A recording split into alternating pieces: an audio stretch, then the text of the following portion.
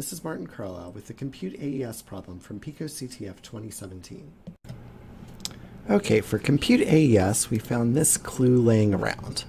We have a ciphertext and a key, the AES encryption scheme in ECB mode, and all the values are base 64 encoded. And it suggests that we try online tools or Python. Python is a pretty powerful programming language that I can put together a program pretty quickly, so I'm going to do that. And I'm going to start by copying this here.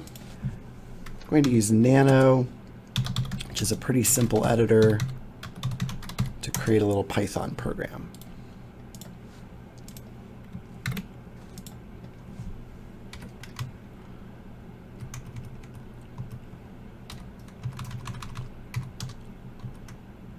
All right, so I'm putting single quotes around this text so that Python knows those are strings. So I have my ciphertext and my key.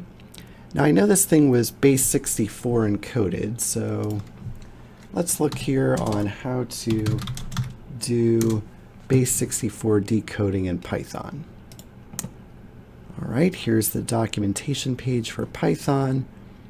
We have a nice little example here. We need to import base 64 and say base64.b64 decode. So I'll import base 64.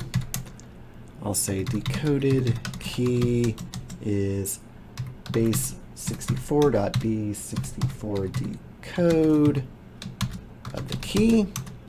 And we'll say decoded cipher is base 64.b64 decode of the ciphertext. Okay, so at this point I should have my key and my ciphertext. So now I need Python to do some AES for me. So we'll say Python AES and ECB mode. And this looks like a nice little tutorial here. And it looks like all we have to do is do a cipher import AES from crypto.cipher import AES. Then we can create a new AES object and decipher the message. So from crypto.cipher import AES. And we'll say we're going to create this new AES object using our key, and we want ECB mode. And then I will just print out the decrypted value.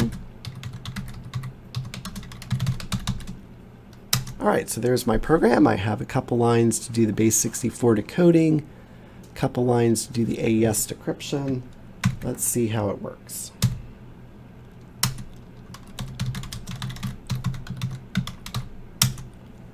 All right, do not let the machines win. Let's see how this goes. And there we have it.